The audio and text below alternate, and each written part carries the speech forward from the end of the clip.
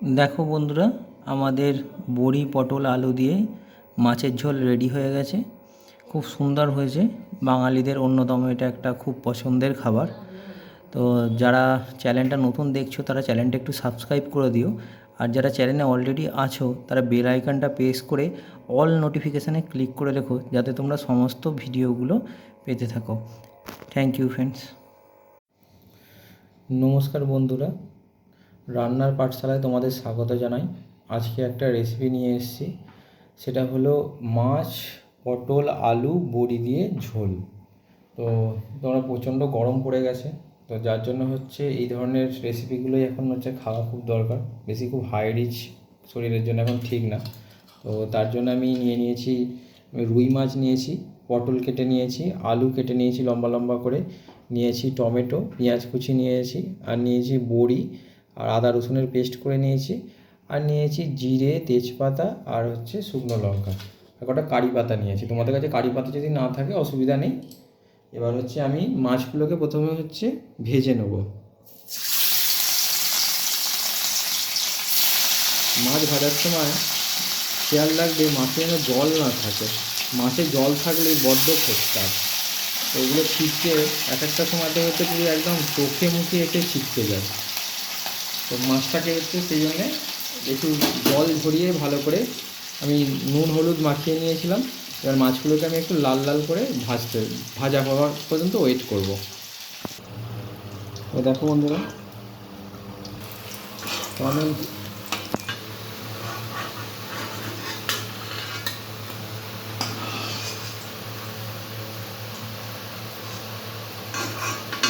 আমাদের মাছগুলো লাল লাল করে ভাজা হয়ে গেছে, তাই মাছগুলো তুলে রেখে দিলাম। এবার মাছের তেলটার মধ্যেই আমি হচ্ছে বড়িগুলোকে ভেজে নেব।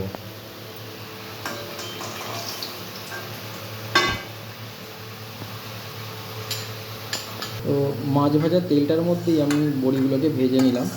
এবার বড়িগুলোকে আমি তুলে নেব, দিয়ে হচ্ছে তারপর পরবর্তী মশলাটা তৈরি করব। তো মশলা তৈরি করার আগে আরেকটু কাজ আছে, সেটা হলো আলু আর পটলটাকে আলাদা আলাদাভাবে একটু হচ্ছে ভেজে নেব। ওই মাছ ভাজার যে তেলটা ছিল ওই তেলটার মধ্যেই হচ্ছে ভেজে নিচ্ছে।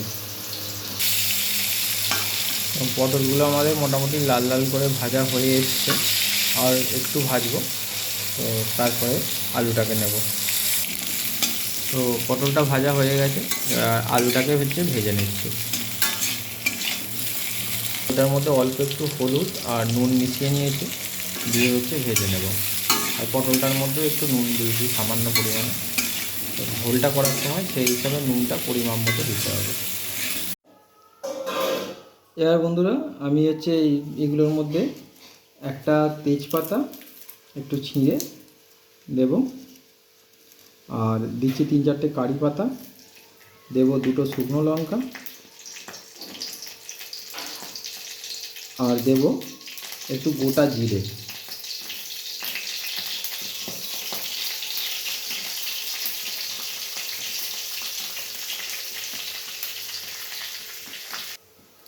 তো আমার ওই গোটা তেজপাতা আর হচ্ছে জিরে হচ্ছে 30-40 সেকেন্ড মতন হয়েছে। এবার হচ্ছে আমি এর মধ্যে পেঁয়াজ কুচিটা দিয়ে হচ্ছে একটু ভেজে নেব।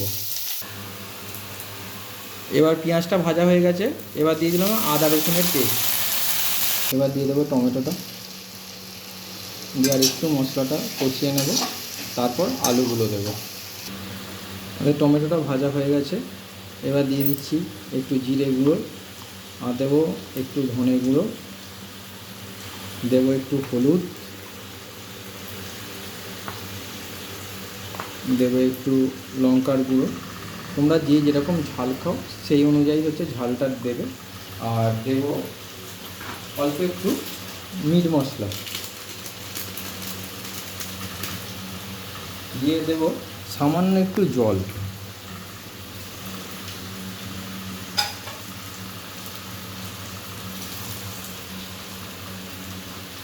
দিয়ে হচ্ছে আর মশলাটা আর একটু জাস্ট নাড়াচাড়া করে নেব।